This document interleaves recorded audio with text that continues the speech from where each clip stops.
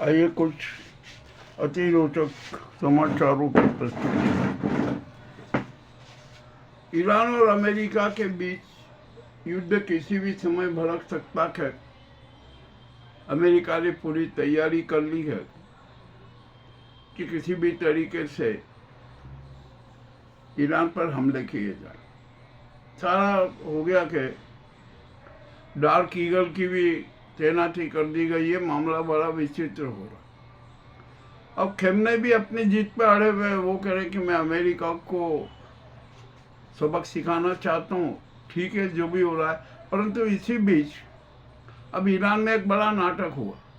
Iran में खोमनी के खिलाफ और जो प्रजातंत्र की बहाली करने वाला संगठन है ना, जिसे उग्रवादी और आतंकवादी कहा जाता है, आज उसने नमाज के बाद हमला की कार्रवाई की और इस हमले में लगभग 100 लोगों की मौत हो गई। अब तो खेमोनी भी डरे कि कहीं पर भी किसी भी जगह कुछ भी हो सकता है, तो उन्होंने ताबड़तोड़ अपने उत्तराधिकारी की घोषणा की कर दी।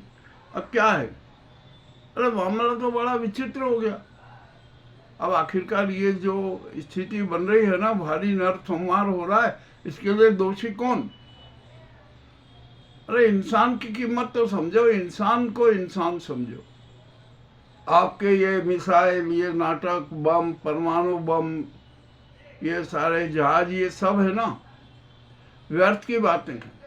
अरे एक एक जान की कीमत को समझना जरूरी है। ये खेमनोई को भी चाहिए और ट्रम्प को भी समझना चाहिए। क्यों इतने लोगों की हत्याएं करवा रहे? बंद करो ये हत्या का खेल। नहीं चाहिए हमें एक ऐसी परमाणु शक्ति और ये वैज्ञानिक शक्ति। अरे ये परमाणु शक्ति है तो उसका है ना, लोक कल्याण के लिए उपयोग में लाओ ना। आप तो उसके नरसंहार के लिए उपयोग करो। ये परमाणु शक्ति वाले राष्ट्रों का घिनौना कुकृत्य है और समूचा विश्व इस बात की निंदा भी करता। अब खेमोनी को भी चाहिए कि वो ट्रम्प और से बातचीत करे, ऑन टेबल पे बातचीत करे, बैठ के बातचीत करे कि नहीं ऐसा नहीं, ऐसा ये ऐसा है, और एक शांति का प्रस्ताव तैयार करे जिसमें ईरान की भी प्रतिष्ठा बनी रहे, अमेरिका की भी प्रतिष्ठा बनी रहे, और ये सारा काम संयुक्त राष्ट्र संघ को करना चाहिए, जो नहीं कर पा रहा है। अब ठीक है, जो भी हो रहा है, क्या किया जाए, हम तो कुछ कह भी नहीं सकते। इधर यूक्रेन और रूस के बीच भी भारी जंग जारी है। अभी एक समाचार आया कि जेलेंस्की का खात्मा कर दिया गया, परंतु ये झूठ है। समाचार अभी तक कंफर्म नहीं हुआ है। जेलेंस्की जिंदा है या मृत है, अभी ये कुछ भी स्पष्ट नहीं हो पा रहा है। परंतु यहाँ पर 4 साल में रूस और यूक्रेन में कितना नरसंहार हुआ, इसकी जरा कल्पना कीजिए। कितना नुकसान हुआ, कितना आर्थिक नुकसान हुआ, कितने तबाह हुए। मामला बड़ा विचित्र हो गया। अब जो भी है ना, ठीक है, क्या किया जाए? मामला तो गंभीर है। अब कोई सोचने समझने कोई तैयार नहीं। तो संयुक्त राष्ट्र संघ भी अपनी भूमिका निभाने को तैयार नहीं। अब आ जाइए हम थोड़ी भारत की बात कर लें कि भारत में भी सत्ता सुंदरी के लिए और अपने सत्ता स्वार्थ के लिए कितने प्रकार के घिनौने नाटक किए जा रहे। सनातन धर्म के प्रमुख हैं शंकराचार्य अभी मुक्तेश्वरानंद, उनके खिलाफ कितने शातिर षड्यंत्र रचे जा रहे हैं।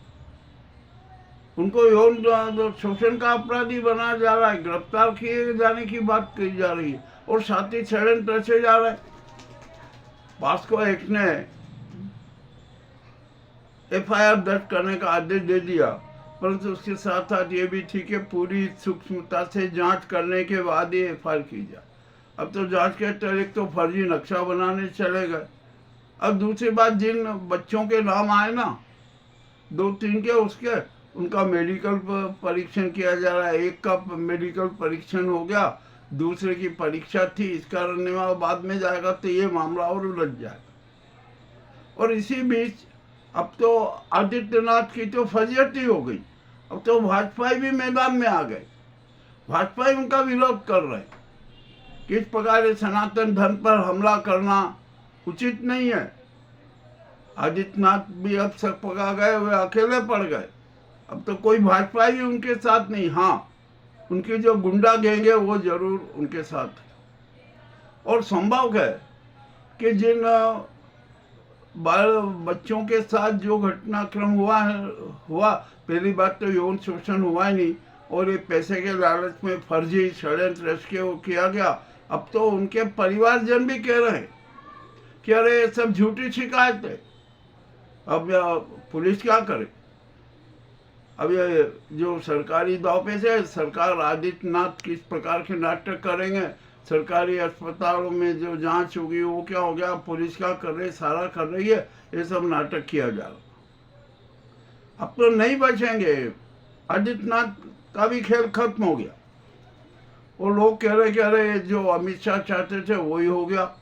आदित्यनाथ को सड़क छाप करना था, उन्होंने कर दिया, और अब खुद भी हो भी गए। मामला बड़ा विचित्र। अब यहाँ पर इस खेल में आदित्यनाथ और उल्टे फंस गए।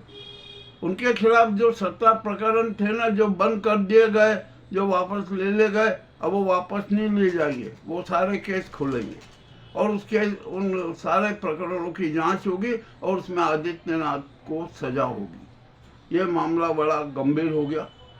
अब चले, ये मोदी जी का बहुत डंका बज रहा है, ये सारा कर रहा है ना। 28 तारीख को मोदी जी अजमेर में रैली करने वाले, हो गया, घोषणा हो गई, ये सब हो गया। किंतु इसी बीच एक बहुत बड़ा विवाद खड़ा हो गया। करनी सेना ने कहा कि हम मोदी को अजमेर में और राजस्थान में घुसने नहीं देंगे, भयंकर विरोध होगा। मामला बड़ा विचित्र हो गया।